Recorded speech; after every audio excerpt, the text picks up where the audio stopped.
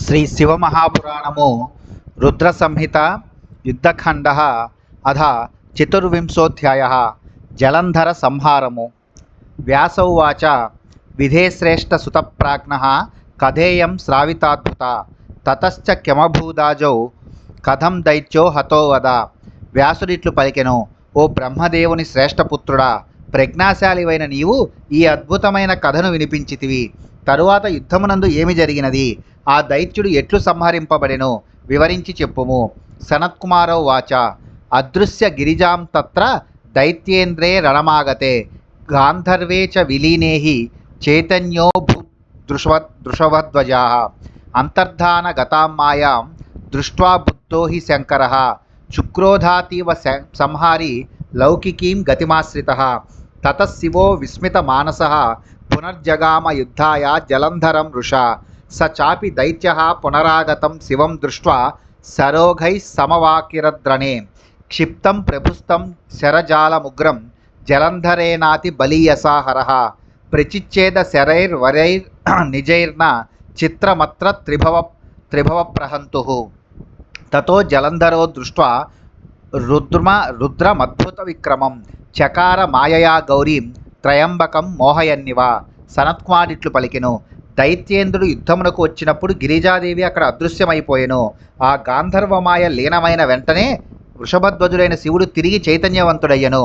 మాయ అంతర్ధానమైనదని తెలిసిన శంకరుడు సంహార స్వరూపుడై అత్యంత కోపమును పొందెను. అయినను ఆయన లోక ధర్మమును అనుసరించెను. అనంతరము విస్మయ చిత్తుడైన శివుడు కోపముతో మళ్ళీ జలంధరునితో యుద్ధము చేయుటకు వెళ్ళెను. జలంధరుడు కూడా తిరిగి వచ్చిన శివుని చూచి యుద్ధములో బాణవర్షములతో ఆయనను కప్పివేశెను. అత్యంత బలశాలి అయిన జలంధరుడు వేసిన భయంకరమైన బాణ సమూహమును త్రిలోకాలను సంహరించగల శివుడు తన శ్రేష్ఠ బాణములతో సులభముగా ఖండించెను.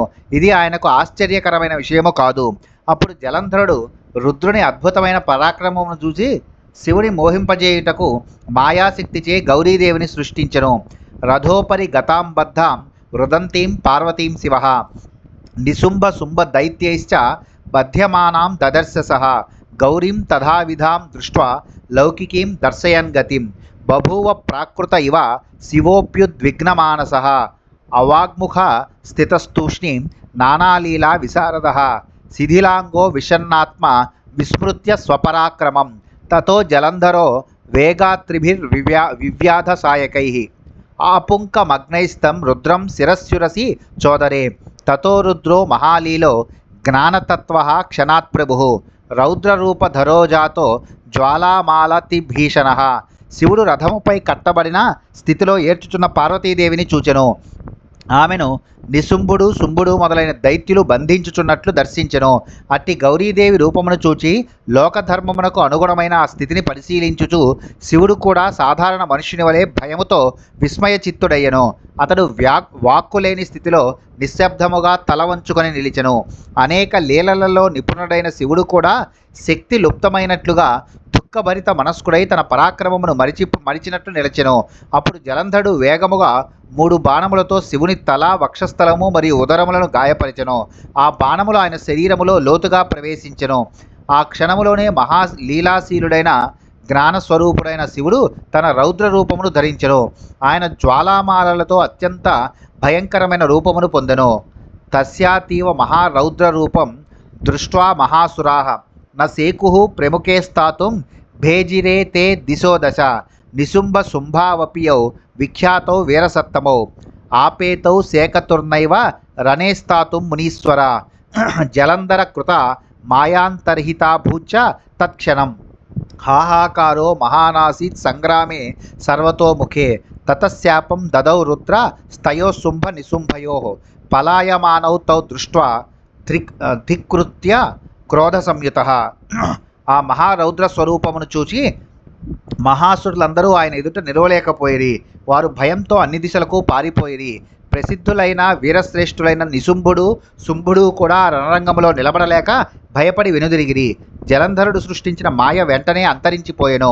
అప్పుడు యుద్ధభూమి అంతటా ఘోరమైన హాహాకారము వ్యాపించెను.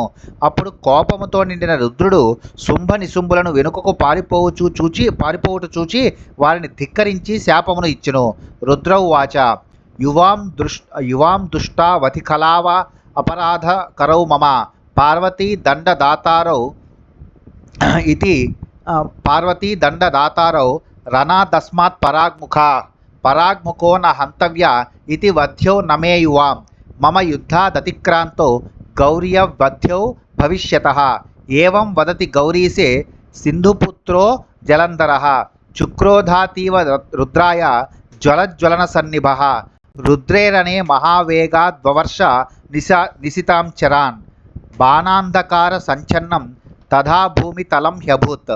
రుద్రుడిట్లు పలికెను, ఓ దుష్టులారా, అత్యంత పాపకర్మలు చేయువార్లారా, పార్వతీదేవి చేత దండనకు పాత్రులైన మీరిరువురు యుద్ధము నుండి వెనుదిరిగిన వారిని నేను వధించను అనే నియమము ఉండుట చేత మీకు నా చేతిలో మరణము లభించదు. కానీ యుద్ధము నుండి పారిపోయిన మీకు గౌరీదేవి చేతనే మరణము కలుగును. ఈ విధముగా రుద్రుడు పలుకుచుండగా సింధుపుత్రుడైన జలంధరుడు అతి కోపముతో అగ్నివలే ప్రకాశించుచు శివునిపై ఆగ్రహమును పొందెను. అతడు మహావేగముతో రుద్రునిపై నిశితమైన బాణములను వర్షించెను. ఆ బాణవర్షముచే భూమి అంతటా చీకటి వ్యాపించినట్లు అయ్యెను. యావద్రుద్రః ప్రచిచ్ఛేద తస్య బాణధృతం తావత్స పరిగేనాసు జఘాన వృషభం బలి వృషస్థేన ప్రహారేణ పరవృత్తో రణాంగనాత్ రుద్రేణ కృష్యమానోపి న తస్థౌ రణభూమిషు అధలోకే మహారుద్రస్వీయం తేజోతి దుస్సహం దర్శయామాస సర్వస్మై సత్యమేతన్ మునీశ్వర తతః పరమ సంక్రుద్ధో రుద్రో రౌద్ర వపుర్ధరః ప్రళయానల వద్ధోరో బభూవ సహసా ప్రభుః. రుద్రుడు జలంధరుడు వేసిన బాణ సమూహమును వేగముగా ఖండించుచుండగా ఆ సమయంలో బలశాలి అయిన జలంధరుడు పరిగాయుధముతో వృషభమును గట్టిగా ప్రహరించెను. ఆ ప్రహారము చేత వృషభము రణభూమిలో నుండి వెనుకకు త్రిప్పబడెను. రుద్రుడు నందిని తన వైపు లాగుచున్నప్పటికీ అది యుద్ధభూమిలో నిలువలేకపోయెను. అప్పుడు క్షముగా చూపెను. ఇది సత్యమని మునీశ్వర తెలుసుకొనుము. తరువాత అత్యంత కోపంతో నిండిన రుద్రుడు రౌద్ర రూపమును ధరించి ప్రళయకాల అగ్నివలే భయంకరమైన రూపమును ధరించెను. దృష్ట్వా పుర స్థితం దైత్యం మేఘకూటమివ స్థితం అవధ్యత్వమపి అభ్యుదయతో భవత్ బ్రహ్మణో వచనం రక్షకో జగతాం ప్రభుః హృదానుగ్రహ మాతన్వం స్తద్వధాయ మనోదధత్ కోపం కృత్వా పరం శూలి పాదాంగుష్టేన లీలయా మహాంబసి తథాంగం రౌద్రమద్భుతం కృత్వార్ణ వాంబసి సితం భగవాన్ రథాంగం స్మృత్వా జగత్రయ మనేన హతం పురారిః దక్షాంధకాంతకపురత్రయ యజ్ఞహంతా లోకత్రయాంతకకరః ప్రహసన్నువాచ. జలంధరుడు తన ఎదుట మేఘపుంజములా నిలిచియుండగా చూచి శివుడు బ్రహ్మవాక్యము వలన అతను అవధ్యుడని తెలిసినప్పటికీ ఇతర దేవతల ప్రోత్సాహముతో యుద్ధమునకు సిద్ధమయ్యను. లోకరక్షకుడైన శివుడు బ్రహ్మవచనమును గౌరవించుచు అంతరంగములో అనుగ్రహభావమును కలిగియుండి అయినను ఆ దైత్యుని సంహరించుటకై మనస్సును స్థిరపరచెను. అతి ప్రమాణమైన కోపముతో శూలధారి అయిన శివుడు తన పాదపు బొటనవేలితో సరదాగా సముద్రములో చక్రాయుధమును సృష్టించెను. అది భయంకరమైన రౌద్రశక్తితో వెలిగెను. ఆ విధముగా సముద్రములో శోభాయమానమైన చక్రాయుధమును తయారు చేసి త్రిపురాంతకుడైన శివుడు బ్రహ్మ, దక్షుడు, అంధకుడు, త్రిపురాసులను సంహరించిన లోకత్రయాంతకుడు చిరునవ్వుతో ఈ విధముగా పలికెను. మహారుద్రౌ వాచ పాదేన నిర్మితం చక్రం జలంధర మహాంబసి బలవాన్యది చోద్దర్తుం తిష్ట యోద్ధుం నచాన్యధా. మహారుద్రుడిట్లు పలికెను, ఓ జలంధర, నా పాదముచే సముద్రములో సృష్టింపబడిన ఈ చక్రాయుధమును నీవు నిజంగా శక్తివంతుడవైతే ఎత్తుకొని చూపుము. అలా చేయలేకపోతే ఇతర మార్గములు ఆశించక నాతో యుద్ధమునకు సిద్ధమగుము. సనత్కుమారౌ వాచ తస్యత్తద్వచనం శ్రుత్వా క్రోధేనా దీప్తలోచనః ప్రదహన్నివ చక్షుర్భ్యాం ప్రాహాల్లోక్య శంకరం. సనత్కుమారుడిట్లు పలికెను.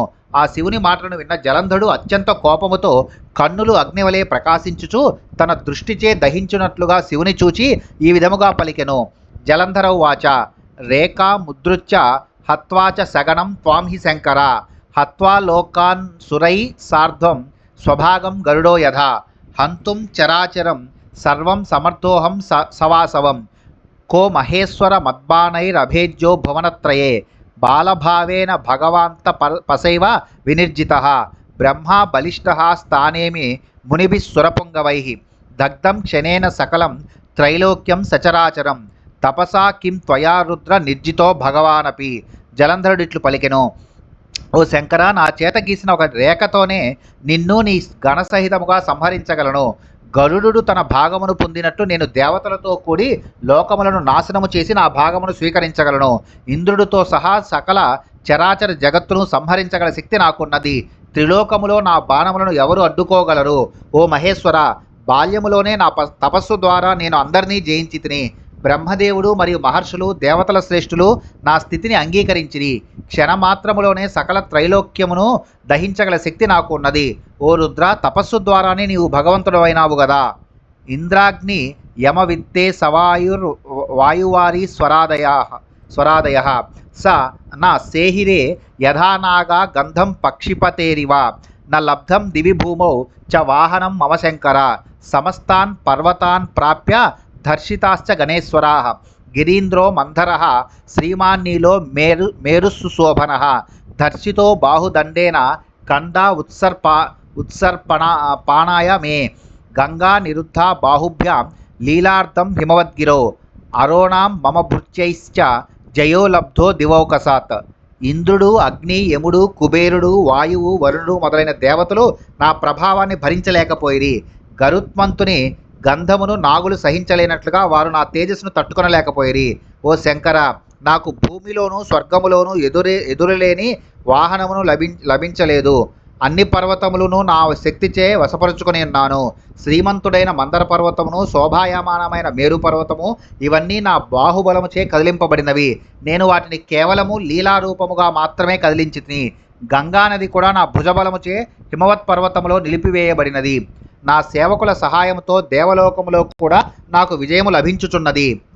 వడవాయ ముఖం బద్ధం గృహీత్వా తం కరేణతు తత్క్షణాదేవ సకల మేకార్ణ వమభూత్తదా. ఐరావత దయోనాగా క్షిప్తా సింధు జలోపరి సరథో భగవానింద్ర క్షిప్తశ్చ శతయోజనం. గరుడోపి మయాబద్ధో నాగపాసేన విష్ణునా ఉర్వస్యాద్యా మయా నీత నార్యా కారాగృహాంతరం.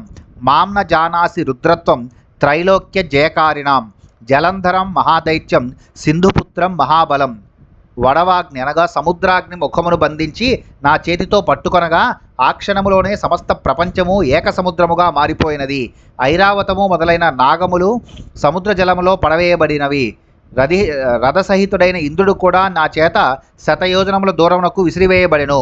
విష్ణువుని సహాయముతో గరుత్మంతుడు నాగపాసముచే బంధింపబడెను. ఊర్వశి మొదలైన అప్సరసలను నేను కారాగారంలో నిర్బంధించి తిని. ఓ రుద్ర, త్రిలోకములను జయించిన మహాశక్తిశాలి అయిన సింధుపుత్రుడైన జలంధరుని నీవు గుర్తించటలేదు కదా. సనత్కుమారో వాచ ఇత్యుక్త్వాద మహాదేవం తదా వారిధి నందన నా చచాలన సస్మార నిహతాందాన వాన్యుధి దుర్మదే నా వినీతేన దోర్భ్యామాస్ఫోట్య దోర్బలాత్. తిరస్కృతో మహాదేవో వచనై కటుకాక్షరై తచ్చుత్వా దైత్య వచనమమంగళ మతీరితం. విజహాస మహాదేవా పరమం క్రోధమాదదే సుదర్శనాఖ్యం యచ్చక్రం పదాంగుష్ట వినిర్మితం. జగ్రాహ తత్కరే రుద్రస్తేన హంతుం సముజ్జతః. సనత్కుమారుడిట్లు పలికెను. ఇట్లు పలికి సముద్రపుత్రుడైన జలంధరుడు మహాదేవుని ఎదుట నిలిచియుండెను. యుద్ధములో హతమైన దైత్యులను అతడు ఏమాత్రమూ స్మరించలేదు, చలించలేదు. అహంకారముతో వినయరహితుడై తన బాహుబలమును ప్రదర్శించుచు కఠినమైన మాటలతో మహాదేవుని అవమానించెను. ఆ అమంగళకరమైన దైత్య వాక్యములను విని మహాదేవుడు కొంత చిరునవ్వు చిందించి అంతరంగములో అత్యంత కోపమును ధరించెను. అప్పుడు తన పాదపు బొటని వేలితో సృష్టింపబడిన సుదర్శన చక్రాన్ని రుద్రుడు తన చేతిలో తీసుకొని దానితో అతన్ని సంహరించుటకు సిద్ధమయ్యెను. సుదర్శనాఖ్యాం తచ్చక్రం చిక్షేప భగవాన్ హరః కోటి సూర్య ప్రతీకాసం ప్రళయానల సన్నిభం. ప్రదహద్రోదసి వేగాత్త దాసాద్య జలంధరం జహార తచ్చిరో వేగాన్ మహదాయతలోచనం. రథాత్కాయ పపాతోర్వ్యాం నాదయన్వ సుధాతలం. శిరశ్చాప్యబ్ధిపుత్రస్య హాహాకారో మహానభూత్. ద్విధా పపాత తద్దేహో హ్యంజనాద్రిరివాచలః. కులిసేన యథావారాం నిధౌ గిరివరో ద్విధా. భగవానైన హరుడు సుదర్శన చక్రాన్ని వేగముగా విసిరెను. అది కోటి సూర్యుల సమాన ప్రకాశముతో ప్రళయాగ్ని వలె భయంకరముగా వెలిగెను. ఆ చక్రము వేగముగా భూమ్యాకాశములను దహించుచు జలంధరుని సమీపమునకు చేరి అతని మహావిస్తార నేత్రములతో కూడిన తలను క్షణమాత్రంలో ఖండించెను. అప్పుడు అతని శరీరము రథం నుండి నేలపై పడిపోయి భూమిని కంపింపజేసెను. సముద్రపుత్రుడైన జలంధరుని మరణముతో మహాహాహాకరము వ్యాపించెను. ఆ మహాదైత్యుని దేహము అంజనాద్రి వలె 2 భాగములుగా విడిపోయెను. వజ్రాయుధముచే కొండ 2 భాగములుగా చీలినట్లు అది విభజింపబడెను. తస్య రౌద్రేణ రక్తేన సంపూర్ణమభవజ్జగత్ తతః సమస్తా పృథివీ వికృతా భూన్మునీశ్వర తద్రక్తమఖిలం రుద్ర నియోగాన్మాం సమేవచ మహారౌరవ మాసాజ్య రక్తకొండమభూదిహ తత్తేజో నిర్గతం దేహాద్రుద్రే చ లయమాగమత్ వృందాదేహోద్భవం యద్వద్గౌర్యాం హి విలయం గతం జలంధరం హతం దృష్ట్వా దేవగంధర్వపన్నగాః అభవన్సు ప్రసన్నాశ్చ సాధు దేవేతి చాబ్రువన్. ఆ జలంధరుని రౌద్ర రక్తముచే సమస్త జగత్తు నిండిపోయెను. ఓ మునీశ్వర, ఆ కారణము చేత పృథివీ కూడా వికృత రూపమును పొందెను. రుద్రుని ఆజ్ఞానుసారముగా రక్తము మరియు మాంసము సమస్తముగా సేకరింపబడి ఆ మహారౌరవ నరక సమానమైన స్థలములో రక్తకుండముగా మారెను. ఆ దేహము నుండి వెలువడిన తేజస్సు తిరిగి రుద్రునిలోనే లీనమయ్యెను. ఇది వృందా శరీరము గౌరిలో లయమైనట్లుగా దాని సహజమైన లయస్వరూపముగా జరిగినది. జలంధరుడు సంహరింపబడినది చూచి దేవతలు, గంధర్వులు, నాగులు అత్యంత ప్రసన్నులై సాధుదేవుని విజయము కలిగెను అని ప్రశంసించిరి. సర్వే ప్రసన్నతాం యాత దేవసిద్ధ మునీశ్వరాః పుష్పవృష్టిం ప్రకుర్వాణాస్తద్యసో జగురుచ్చకైః దేవాంగనా మహామోదాన్న నృతుః ప్రేమ విహ్వలాః కలస్వరాః కలపదం కిన్నరైః సహజ సంజగుః దిశః ప్రసేదుఃసర్వాశ్చ హతే వృందాపతౌ మునే వవుః పుణ్యాసుఖస్పర్శ వాయవస్త్రి విధా అపి చంద్రమాః సీతతాం యాతో రవిస్తేపే సుతేజస అగ్నయో జజ్వలుశాంత బభూవ వికృతం నభః ఏవం త్రైలోక్యమఖిలం స్వాస్థ్యమాపాధికం మునే హతేబ్ది తనయే తస్మిన్ హరేనానతమూర్తినా. సమస్త దేవతలు, సిద్ధులు, మునులు అత్యంత ప్రసన్నులై పుష్పవర్షమును కురిపించుచు ఆ విజయగాథను ఉన్నత స్వరములతో గానము చేసిరి. దేవాంగనులు మహానందముతో ప్రేమ విహ్వలులై నృత్యము చేయుచు కిన్నెరులు మధుర స్వరములతో గానములు చేసిరి. జలంధరుడు సంహరింపబడిన తర్వాత సమస్త దిశలు ప్రసన్నములయ్యను. 3 విధములైన పవిత్ర గాలులు సుఖస్పర్శతో వీచెను. చంద్రుడు శీతలత్వమును పొందెను. సూర్యుడు తన ఉష్ణతతో ప్రకాశించెను. అగ్నులు శాంతిని పొందగా ఆకాశము తన సహజ స్థితికి తిరిగి వచ్చును. ఈ విధముగా సముద్రపుత్రుడు హరుణుచే సంహరింపబడిన తరువాత సమస్త త్రైలోక్యము తిరిగి తన సహజ స్వస్థితిని పొందెను. ఇది శ్రీ శివమహాపురాణే ద్వితీయాయాం రుద్రసంహితాయాం పంచమే యుద్ధఖండే జలంధర వర్ణనం నామ 14ధ్యాయః. శ్రీ శివమహాపురాణంలోని రుద్రసంహితలోని యుద్ధఖండంలో జలంధర వర్ణనం అనే 24వ అధ్యాయము ముగిసినది.